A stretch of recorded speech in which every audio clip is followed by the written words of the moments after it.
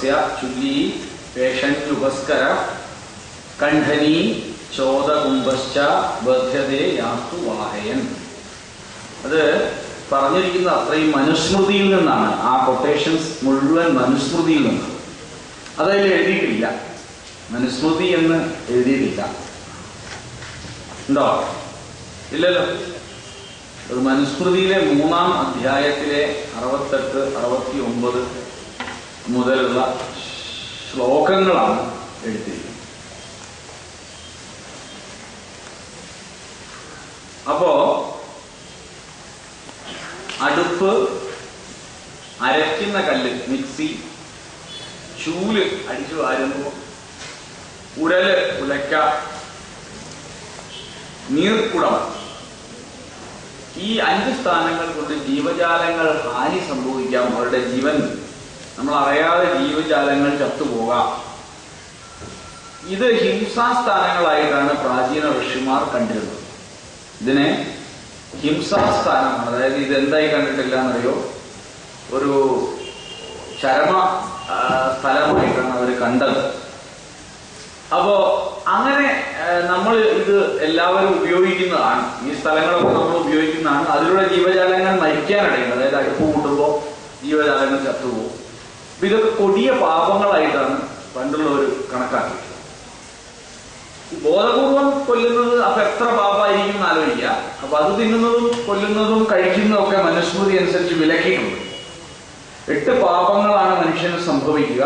അത് കൊല്ലുക, തിന്നുക, പാകം ചെയ്യുക, വൃത്തിയാക്കുക, വിൽക്കുക, വിളമ്പി കൊടുക്കുക എന്നിവയൊക്കെ ആ പാപത്തിൽ പെടും എന്ന് മനുസ്മൃതി പറഞ്ഞിട്ടുണ്ട്. അപ്പൊ ആ പാപം ചെയ്യുന്നവർക്ക് വേദോപാസന കൊണ്ടോ മറ്റ് മന്ത്രോപാസനകൾ കൊണ്ടോ ഒരു ഫലവും ലഭിക്കുന്നതാണ്. അതങ്ങനെയാണ്. അപ്പൊ ആ പരമ്പര അതേപടി പറയുന്നതാണ് നല്ലത്. നിങ്ങൾക്ക് വേറെ പഠിക്കാം, അത്രമാണ്. പഠിക്കാൻ വേണ്ടി നിങ്ങൾക്ക് പഠിക്കാം. പക്ഷെ നിങ്ങളുടെ കൂട്ടത്തിൽ ഇയാൾ വരണ്ടേ? വരണമെങ്കിൽ മൂപ്പരുടെ സഹായം ആവശ്യം. മനസ്സിലായത്? ഋഷി പരമ്പരയുടെ ആ സഹായം ആവശ്യം. സൂന എന്നാൽ മൃഗങ്ങളെ കൊല്ലുന്ന സ്ഥലം. അടുപ്പ് തുടങ്ങിയവ പ്രാണി ഹിംസയ്ക്ക് ഇടയാക്കുന്ന സ്ഥാനങ്ങളായാൽ അവ ഗൃഹസ്ഥന് ഹിംസാസ്ഥാനങ്ങളാണ്. ഇവയെ ഉപയോഗിക്കാതിരിക്കാനും ആവില്ല.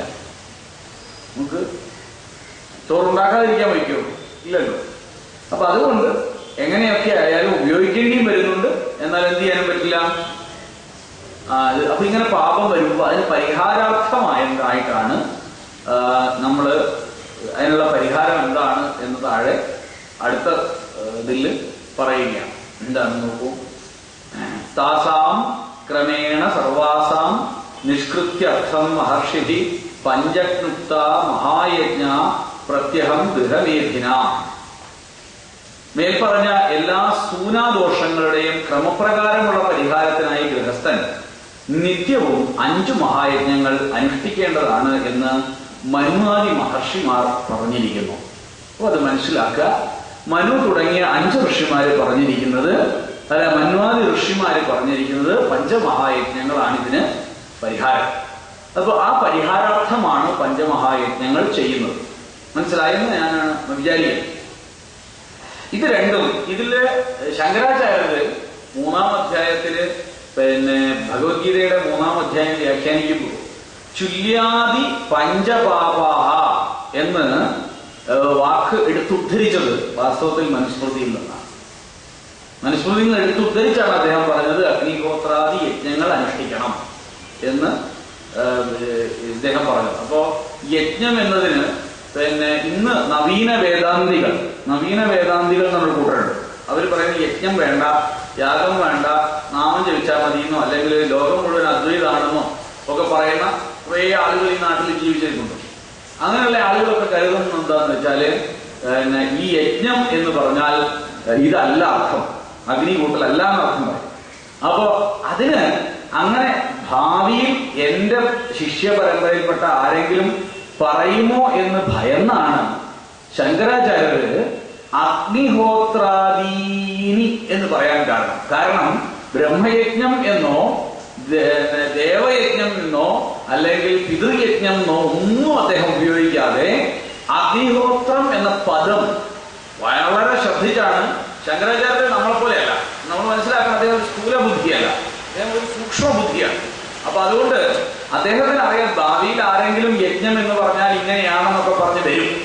അപ്പൊ ഇപ്പോഴേ എന്ത് ചെയ്യാം, ഇതിന് പരിഹാരം ഇപ്പോഴേ കണ്ടേക്കാം എന്ന് കരുതി ആണ് ശങ്കരാചാര്യ അഗ്നിഹോത്രാദി കർമ്മങ്ങൾ പഞ്ചമഹായജ്ഞങ്ങളിൽ അനുഷ്ഠിക്കണം എന്ന് പറയാൻ കാരണം. മനസ്സിലായെന്ന് വിചാരിക്കും.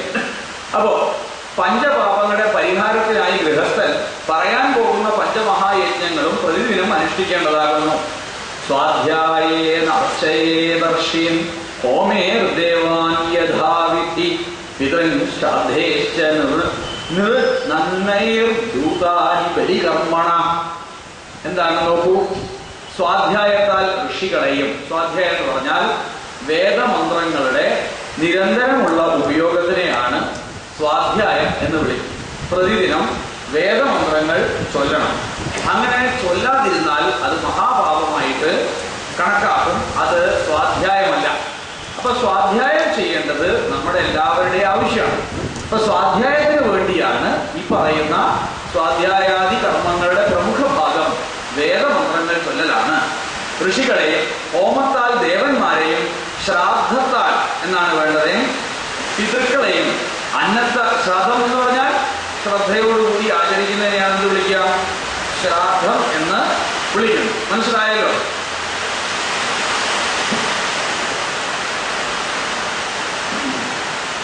പിതൃക്കളെയും അന്നത്താൽ അതിഥികളെയും ബലികർമ്മത്താൽ ഭൂതങ്ങളെയും ഗൃഹസ്ഥൻ യഥാവിധി അർച്ചിക്കേണ്ടതാകുന്നു. എന്താണ് ചെയ്യേണ്ടത്? ഗൃഹസ്ഥനാണെങ്കിൽ ഒരു ഗൃഹസ്ഥൻ, എല്ലാവരും ചോദിക്കുന്ന ചോദ്യമാണ്, ഹിന്ദു മതത്തിൽ ഞാൻ എന്താണ് അനുഷ്ഠിക്കേണ്ടത്?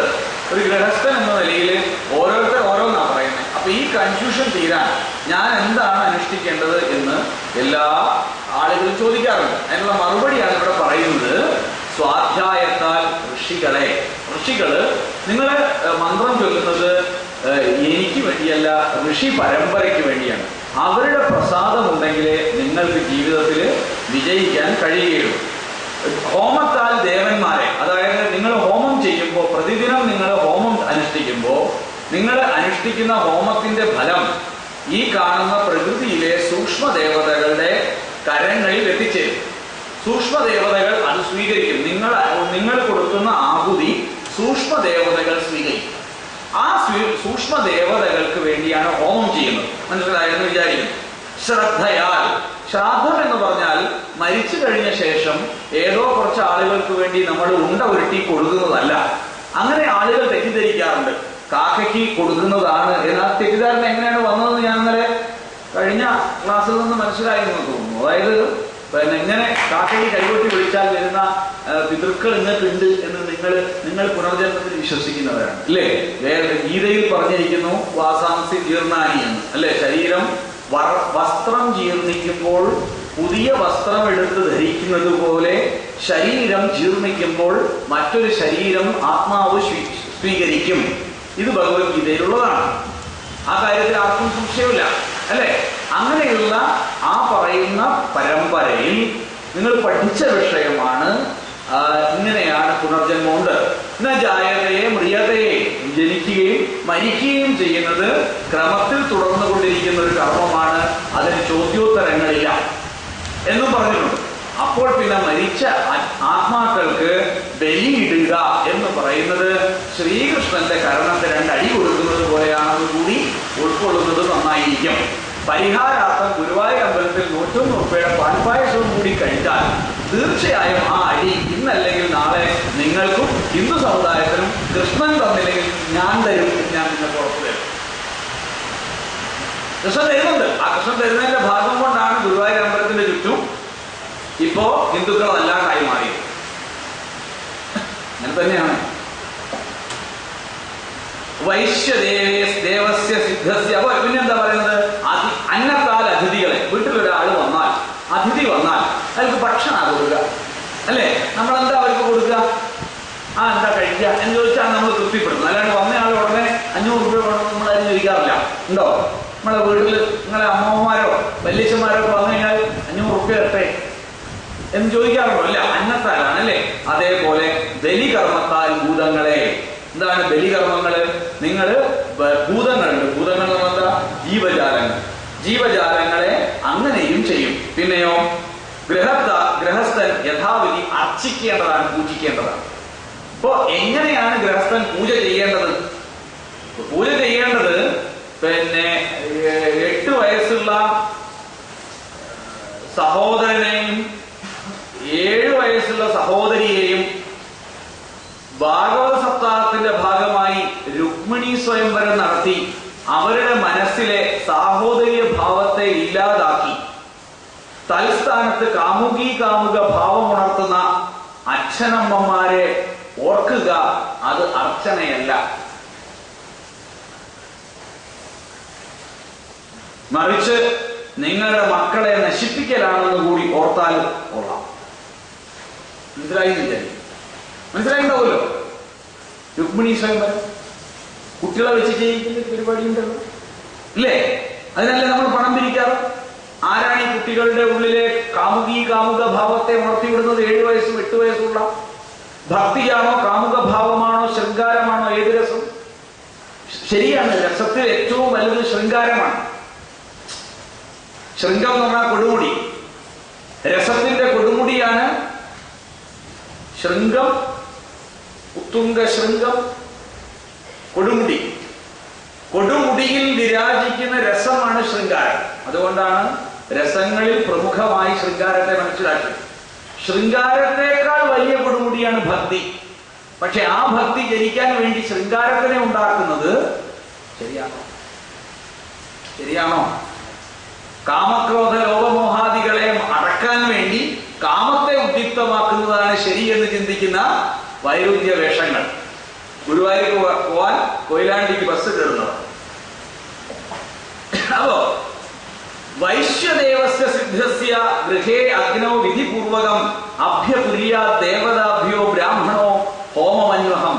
വൈശ്യദേവത്തിന് പാകം ചെയ്ത അന്നം ബ്രാഹ്മണൻ താഴെ പറയാൻ പോകുന്ന ദേവതകൾക്കായി സിദ്ധാന്താലങ്കാരന്റെ യുഗവേദത്തിന്റെ 2ാമത്തെ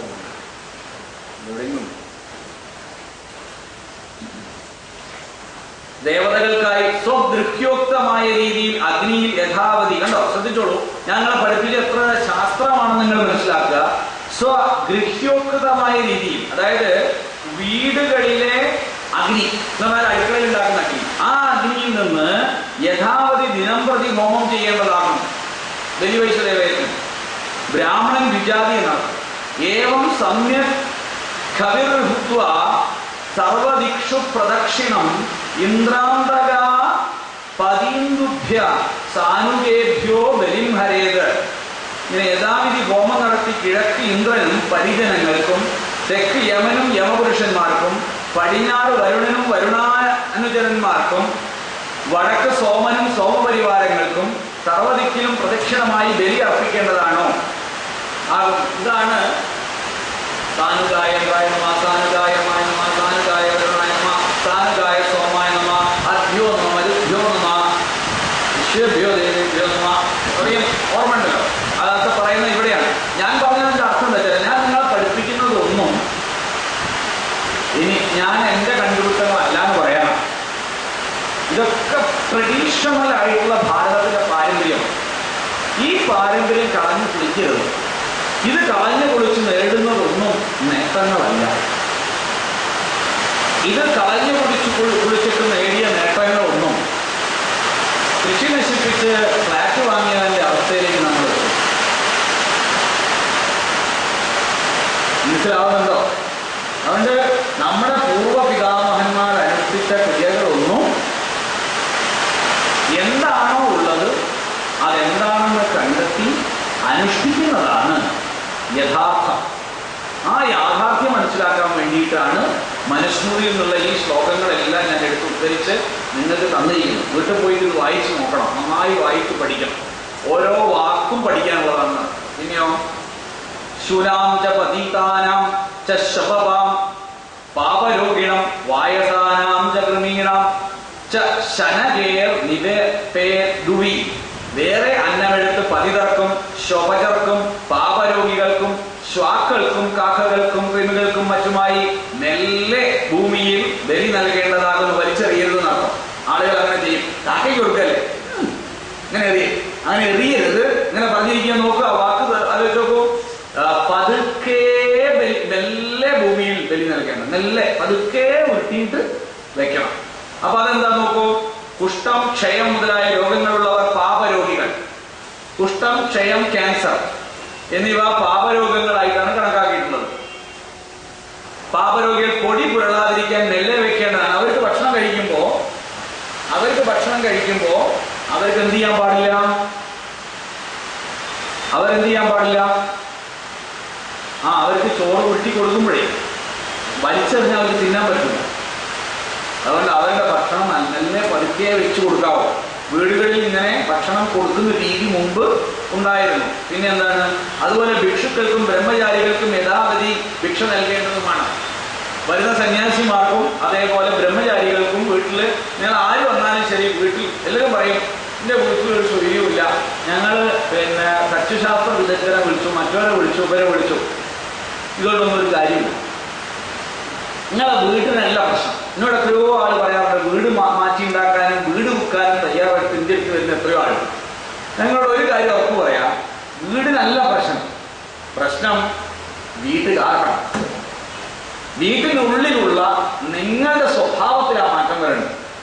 ദാനം ചെയ്യാത്ത വീട് ശ്മശാന തുല്യമാണ്. ഒരാളെങ്കിലും വീട്ടിൽ വന്നിട്ട് വെള്ളം കുടിക്കാതെ പോകുന്ന അവസരം ഉണ്ടാവരുത്. ആര് വന്നാലും ശരി ഒരു ഗ്ലാസ് വെള്ളമെങ്കിലും കൊടുത്തേ വിടാം. ഞാൻ എൻ്റെ വീട്ടിൽ നിഷ്കർഷിച്ചിട്ടുണ്ട്, ആര് വന്നാലും ശരി ഒരു പഴമെങ്കിലും കൊടുത്തുവിടും.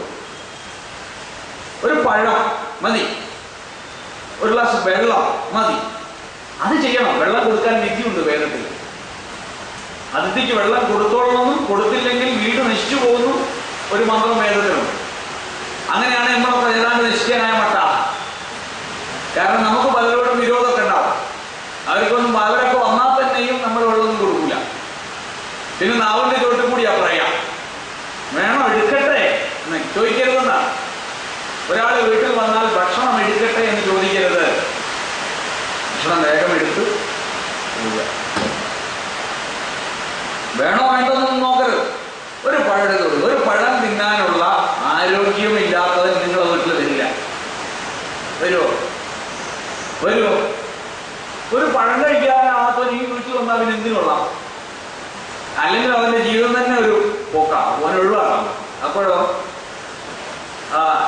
ഭിക്ഷുക്കൾക്കും ബ്രഹ്മചാരികൾക്കും സ്വസ്തിവാചന പൂർവം ഭിക്ഷ നൽകേണ്ടതാണ്. സ്വസ്തിവാചന ഉണ്ടല്ലോ, ഷന്നോ വിത്തശം വരുണ സ്വസ്തിനാമിമീതാമശ്വിനാഭഗ സ്വസ്തി ദേവ്യതിരനർവണ തുടങ്ങിയിട്ടുള്ള മന്ത്രങ്ങളൊക്കെ ചൊല്ലി വേണം ഭിക്ഷുക്കൾക്ക് കൊടുക്കാൻ, അല്ലെങ്കിൽ ബ്രഹ്മചാരികൾക്ക് കൊടുക്കാൻ, അല്ലെങ്കിൽ ആചാര്യന്മാർക്ക് കൊടുക്കാൻ. അവർക്ക് വെറുതെയോടെ കൊടുക്കരുത്. ഇതാ എടുത്തോ, പിടിച്ചോടാ, അത് മറ്റൊന്നും കൊടുക്കരുതെന്നാണ്. മന്ത്രം ചൊല്ലി കൊടുക്കണം. മനസ്സിലായോ? വെറുതെ കൊടുക്കുന്നതൊക്കെ ക്രിയാഹീനം, മന്ത്രഹീനം, ഇതൊക്കെ ന്യൂനതകളാണ്. അത് ചെയ്യേണ്ടത് ചെയ്യാതിരിക്കുക, മന്ത്രം ചൊല്ലേണ്ടടുത്ത് ചൊല്ലാതിരിക്കുക.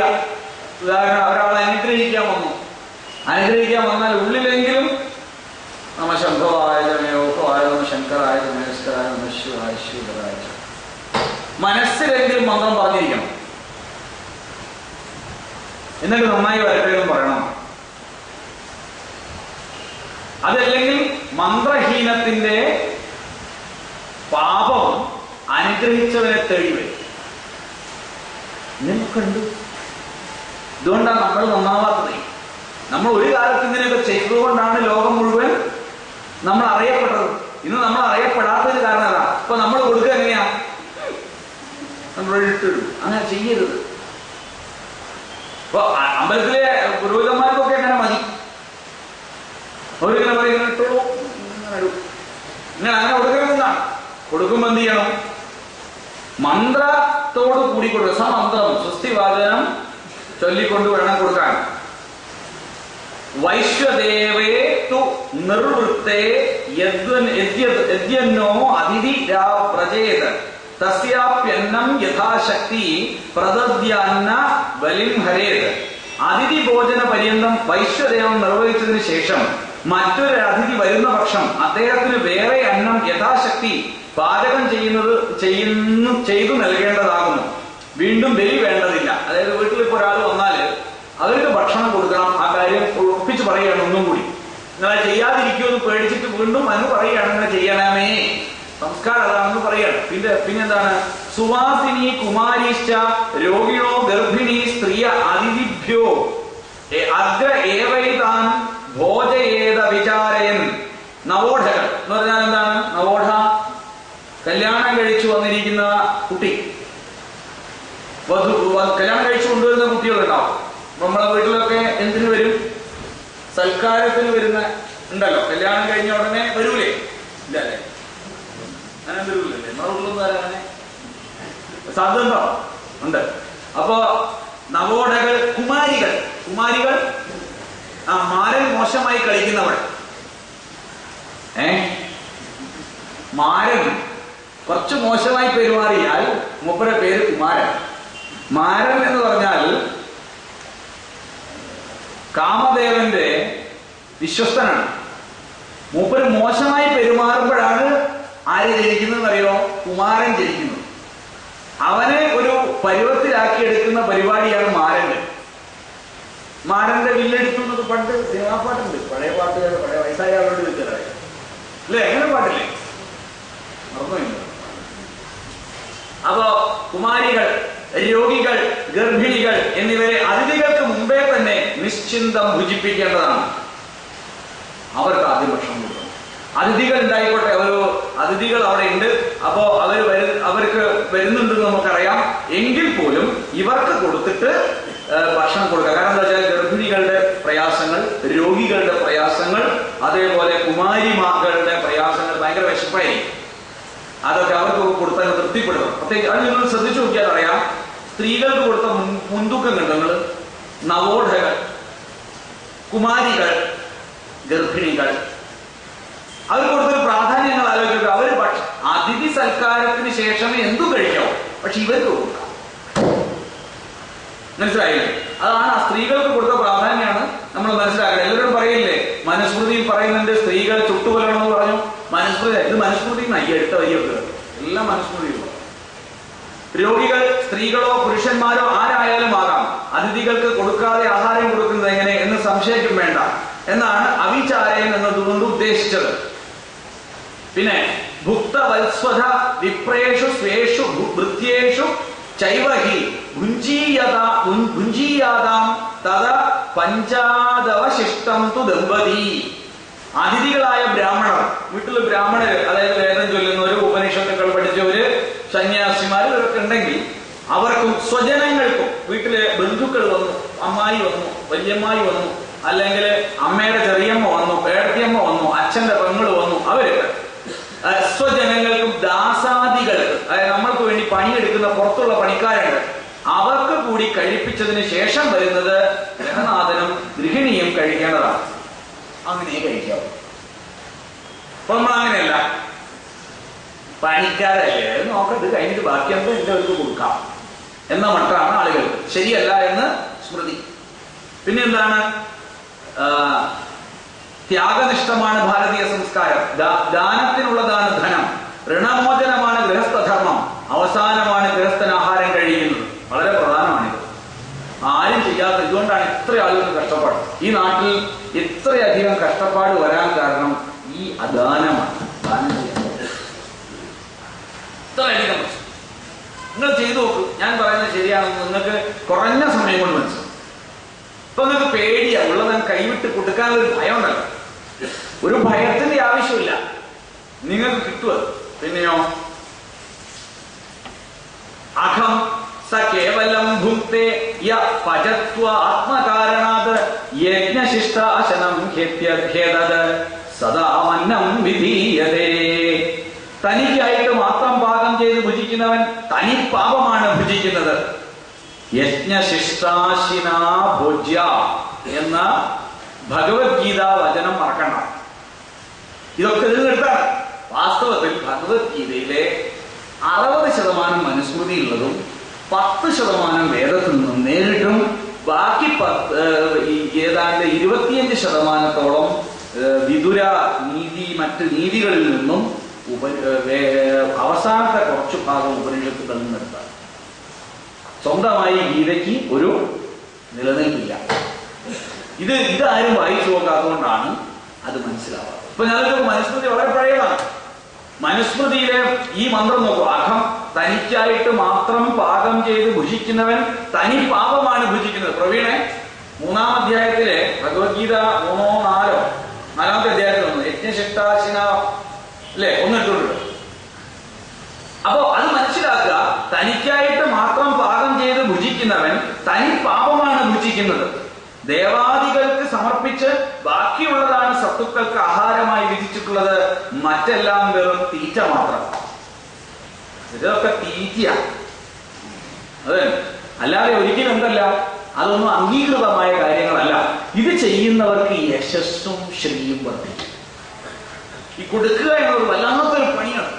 നമുക്ക് കൊടുക്കാൻ കഴിയില്ല. നിങ്ങൾ ആലോചിച്ചോക്ക്, നിങ്ങളുടെ കയ്യിൽ 10 ലക്ഷം രൂപ ഇട്ട് ഇപ്പൊ നിൽക്കും നിങ്ങളുടെ കുറുവി.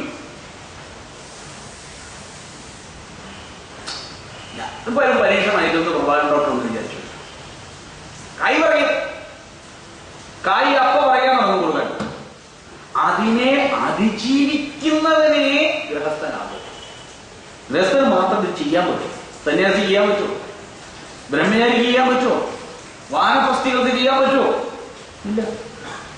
അപ്പോ നിത്യവും വികസാശീ ഭവേ നിത്യം നിത്യം വാ അമൃതഭോജന വികസോ ഭുക്തശേഷം തു യജ്ഞശേഷം തഥാമൃതം. നിത്യവും വികസം അല്ലെങ്കിൽ അമൃതം വേണം ഭുജിക്കാൻ. വിപ്രാതി ഭോജനം കഴിഞ്ഞ് ബാക്കിയുള്ളതിന് വികസം എന്ന് പറയുന്നു. അതായത് ഈ പറയുന്ന യജ്ഞങ്ങളിൽ അവർക്കൊക്കെ കൊടുക്കാനുള്ളതൊക്കെ കൊടുത്തു കഴിഞ്ഞിട്ട് ദർശമാസം പൗർണമാസം തുടങ്ങിയ യജ്ഞത്തിലെ അവശിഷ്ടമായ പുരോടാശത്തിന് അമൃതം എന്ന പേര്. 2 യജ്ഞങ്ങളുണ്ട്. ഈ ദർശമാസേഷ്ടി പൗർണമാസേഷ്ടി. കർത്തവാവിന്റെ അന്നും ചെയ്യും, വെളുത്ത വാവിന്റെ അന്നും ചെയ്യും. ആരോ പറയുന്ന കേട്ടു കർത്തവാവിന്റെ അന്നും വെളുത്ത വാവിന്റെ അന്നും ഒന്നും യജ്ഞം ചെയ്യരുത് ഒരാൾ പറഞ്ഞു. ആലോചിച്ച് നോക്കേണ്ടത് വെച്ചാൽ ഇവരൊക്കെ എവിടുന്നാണ് ഇത് ഈ മറുപടി പറയാനാണ് ബുദ്ധിമുട്ട്. എന്തൊരു കഷ്ടമാണ് ഇതിന് മറുപടി പറയാന്ന് പറഞ്ഞാൽ ഒരു വല്ലാത്ത. കാരണം ഇവരൊന്നും പഠിക്കില്ല. ഹിന്ദുധർമ്മം സനാതനധർമ്മം ചുക്കാണോ ചുണ്ണാമ്പാണോ എന്ന് അറിയില്ല. എന്നല്ല അഭിപ്രായം. അഞ്ഞനം എന്നത് ഞാനറിയും, മഞ്ഞൾ പോലെ വെളുത്തിരിക്കും എന്നാണ് അഭിപ്രായം. എന്നതൊരു പ്രസംഗം കിട്ടും. മരുമകൾ എന്ന വാക്കെടുത്തവർ പറഞ്ഞു. മരു എന്ന് പറഞ്ഞാൽ മരുഭൂമി. മകൾ ഒരു മരുഭൂമിയാണ്. അതിനെ മകളാക്കി മാറ്റുന്നതാണ് സങ്കല്പം എന്ന്. ഞാൻ ചിരിച്ചു. അത് കേട്ടപ്പോ എന്റെ അടുത്ത സാധനം വന്ന് ഞാൻ ചിരിച്ചു പോയി. കാരണം വെച്ചാൽ മലയാളം അറിയാത്ത ഒരാളുടെ ഒരു ബുദ്ധിമുട്ടേ. മരുവുന്നേൻ എന്ന് കേട്ടിട്ടുണ്ടോ? മലയാളത്തിലെ കവിതകളിൽ മരുവുന്നേൻ വാണരുളുന്നു, മരുമകൾ വാണരുളുന്നവൾ എന്ന നേർക്കുള്ള അർത്ഥം മനസ്സിലാക്കാണ്ട് എന്തോ മരു എന്ന് കേട്ടു, മരുഭൂമി അതിനകത്തുണ്ട് അങ്ങോട്ട് നിശ്ചയിച്ചു. ഇതൊക്കെ വലിയ ദുഃഖമുള്ള കാര്യമാണ് അല്ലേ? പിന്നെയോ നിത്യവും ശ്രാദ്ധത്താൽ വിപ്രഭോജനം കഴിഞ്ഞ് ബാക്കി വരുന്നത് വിശിഷ്ടം. അതായത് ബ്രഹ്മയജ്ഞം ചെയ്യണം, അഗ്നിഹോത്രം ചെയ്യണം, അത് കഴിഞ്ഞ് ബലിവൈശ്വദേവ യജ്ഞം ചെയ്യണം. അച്ഛനമ്മമാര് വീട്ടിലുണ്ടെങ്കിൽ അവർക്ക് വിളമ്പി കൊടുക്കണം. അതിനുശേഷം മാത്രമേ നിങ്ങൾ എന്ത് ചെയ്യാവും? അതിഥികൾ ഉണ്ടെങ്കിൽ അവർ കൂടി കൊടുത്തേ നമ്മൾ കഴിക്കാം. ഋഷയപിതരോ ദേവ ഭൂതാന്യതിഥിയസ്തദാ ആശസദേ ആശാസദേ കുടുംബിഭ്യസ്തേഭ്യ കാര്യം വിജാനത. ഋഷികളും പിതൃക്കളും ദേവന്മാരും ഭൂതങ്ങളും അതിഥികളും ഗൃഹസ്ഥരിൽ നിന്ന് തർപ്പണം ആഗ്രഹിക്കുന്നു. ഇവര് തർപ്പണം ആഗ്രഹിക്കുന്നു. നിങ്ങൾ ഋഷിമാര് പിതൃക്കളും ദേവന്മാരും ഭൂതങ്ങളും. കാരണം ഈ ജീവജാലങ്ങൾക്കൊക്കെ നിങ്ങൾ കൊടുത്താലേ അവർക്ക് കിട്ടും. നിങ്ങൾ ഈ നാട്ടിൽ എത്ര ജീവജാലങ്ങൾ ചത്തുപോയിട്ടുണ്ടെന്ന് നിങ്ങൾക്കറിയാം. എത്ര ജീവജാലങ്ങൾ. നിങ്ങൾ ഓരോ കെട്ടിടം ഉണ്ടാക്കുമ്പോഴും ഓരോ 100 ജീവജാലങ്ങൾക്ക് ജീവിക്കാനുള്ള വഴിയാണ് നമ്മളിൽ അല്ലേ? ആണല്ലയോ? അത് ഭയങ്കരമായ കപ്പൽ. ഇതാ ഇയാൾ കൊണ്ടുവന്നു ഭഗവത്ഗീത കണ്ടോ നിങ്ങള്? ഇതാ ഇത് നോക്കൂ.